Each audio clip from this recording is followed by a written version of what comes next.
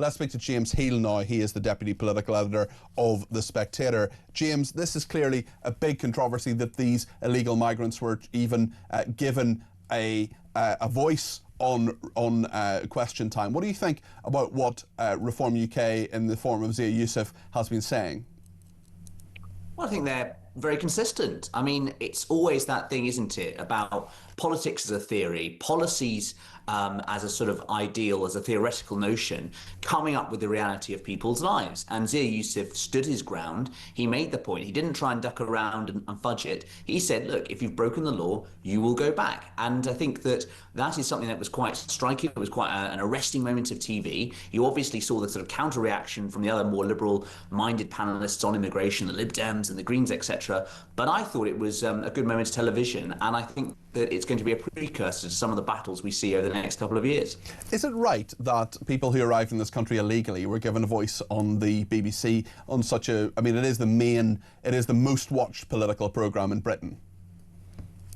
I think they should have a voice in the sense that they are already here using the public services, part of this country, and I think that it makes... We shouldn't duck the public policy debate. I mean, I think that you can say they shouldn't be here illegally, etc. But the point is they are here, and what are we going to do about that? And now some people who think we should give them an amnesty, other people think they should go back. And I'm one of those people who backs debate and thinks that someone like Zia Youssef can more than stand their ground. And I think he handled himself very well, which is why he's one of Reform's best communicators. Speaking of things that are going to raise debate in this country, something that may not have come out of the blue to you, James Heale, is that Liz Truss is going to be back on our screen. She's having her own programme now. Let's have a look at her little promo. This is the former Prime Minister Liz Truss, who's launching her own online show.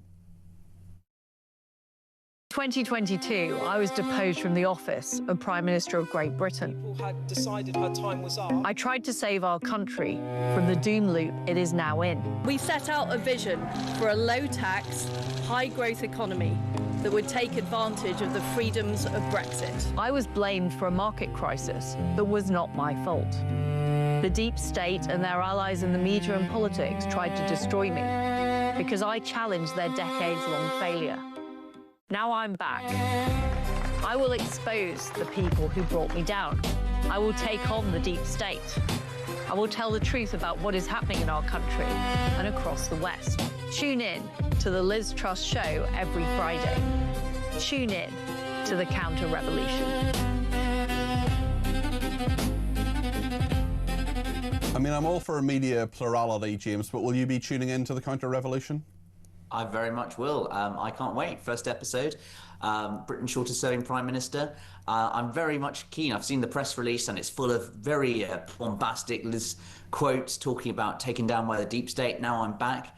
And look, this is something she's been very much working on all summer. And as a biographer, it only makes sense for me to tune in. Did she go away? I mean, she says she's back. I've no real sense that Liz Truss went anywhere, really. I've heard quite a lot from her. And she's sort of saying the same things. Her book was called, I know your book was called Out of the Blue. It's a very, very good book, written with Harry Cole, who, of course, is saving the West in America.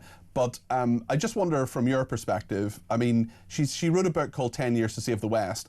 I'm going to make a prediction that in 10 years' time, the West will still be here. I mean, has she got things to say that we don't know already? I am not sure what is going to be that radical about what she's saying. I think there's a merit in lots of her points, things such as the failures of British institutions, but there is already a sort of well-saturated market out there. So, I mean, I'll be interested to see how the show keeps developing. As you know, Peter, the challenge of all programmes is to kind of find something new and different angle. So I'll be interested to see whether not just the West, but whether the TV show will be going in 10 years or so. I've just been sent something that I want a comment on. Sorry to ambush you, James, but I've just been sent something by a former senior person in number 10 under Keir Starmer, which is just absolutely hilarious. Can I ask, actually, I'm going to find it in The Guardian because it's so good. So there's all this speculation at the moment that there are going to be all these new Labour peers, and people like the former communications chief Matthew Doyle and people like that are being touted as new peers. The Guardian has not only a prediction, but also a photograph of someone who has been touted as a new peer, who's Sue Gray, who is actually already a member of the House of Lords. I mean, it's just brilliant. Well, I'm not sure we can give her more gongs and honours. I mean, I know they're getting rid of her entries. Maybe make her a Viscountess, for instance, or I think maybe there could be a sort of another honour bestowed on her. But yeah, Duchess, I mean, clearly. Duchess, clearly, absolutely right, sort of Lady Grantham. But I mean, I love Peter, which is that Sue Gray took in what it might call a sort of one last pop at Keir Starmer as her title, Tottenham, Baroness Grey of Tottenham, and of course he is a lifelong Arsenal fan. That's right. So maybe I'm reading too much into that, but no, she's already there voting on the Lords, and look, Labour said in opposition they were going to stuff the Lords. There's a few more peers getting in there to win those votes.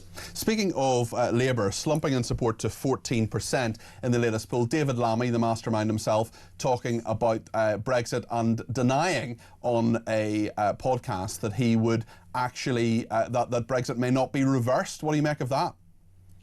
Well, I think that, the question is, will Labour push for this, and should they push for it?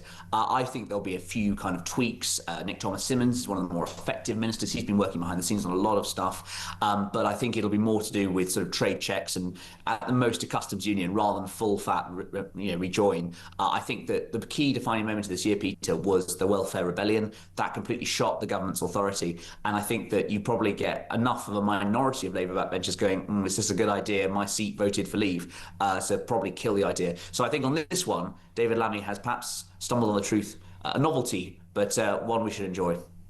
James, as always, thank you. That's James Heale, who's the Deputy Political Editor of The Spectator. Always good to talk to him and get his views on things.